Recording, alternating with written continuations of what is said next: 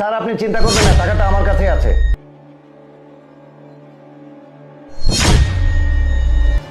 হ্যাঁ স্যার, হ্যাঁ হ্যাঁ ঠিক আছে স্যার, সমস্যা নেই, আমি আমি দেখছি। হ্যাঁ হ্যাঁ নয়ন, তাহলে খেয়ে নিয়ে। হ্যাঁ হ্যাঁ বাবা খাও, তোর সাথে আর একটু কথা ছিল, খাও খাও সমস্যা নেই। আচ্ছা খেয়ে আচ্ছা ঠিক আছে। ঠিক আছে।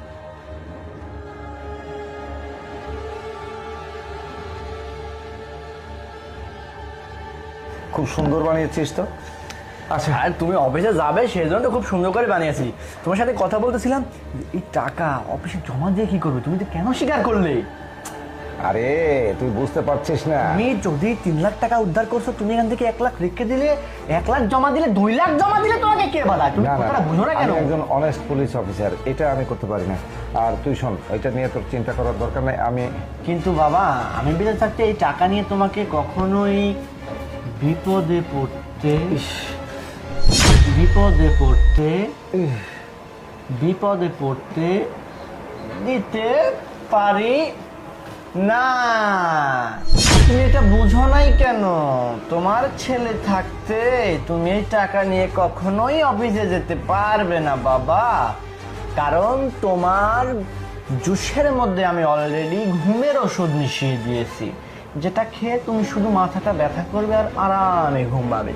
আর এদিক দিয়ে টাকা নিয়ে আমি চম্পট, তুমি কিছু করতেও পারবে না, কিছু বলতেও পারবে না। বুঝতে পেরেছো বাবা? এতটা সৎ হওয়াটার কোনো দরকার নেই। বর্তমান যুগে টাকা না থাকলে এইসবের কোনো দাম নেই, বুঝতে পারছো? যাই, 15 দিনের মনে বাড়ি থেকে বেরিয়ে যাব। 15 দিন পর বাড়িতে আসলে তোমার মাথা এমনিতেই ঠান্ডা হয়ে যাবে। 3 লাখ টাকা লোককে সামলানো যায়? সরকারি কাঠায় জমা হলে তোমাকে কয় টাকা বকশিস দিবে? হ্যাঁ, সততা নিয়ে বেঁচে থাকে, সততা। বুড়িটাকে বুঝাতেই পারি না, জীবনটা একবার ওর মতো সৎ বানিয়ে দেওয়ার চেষ্টা করে। আরামসে ঘুম পাড়ো, আমি এদিক দিয়ে টাকাটা নিয়ে একটু মাস্তি করে আসি।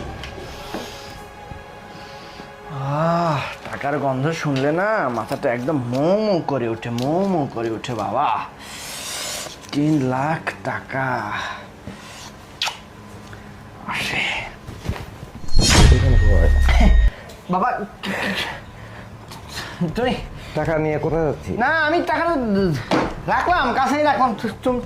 তুমি তুমি ঠিক ঠিক আছে বাবা। আমি আশ্চর্য হয়ে যাচ্ছি, তুই আমার সন্তান হয়ে তবে কি কি তুই তোর বাবার সঙ্গে এমন একটা ব্যবহার করতে পারলি। আমি কোথায় মানে আমি সারা দিন রাত চোর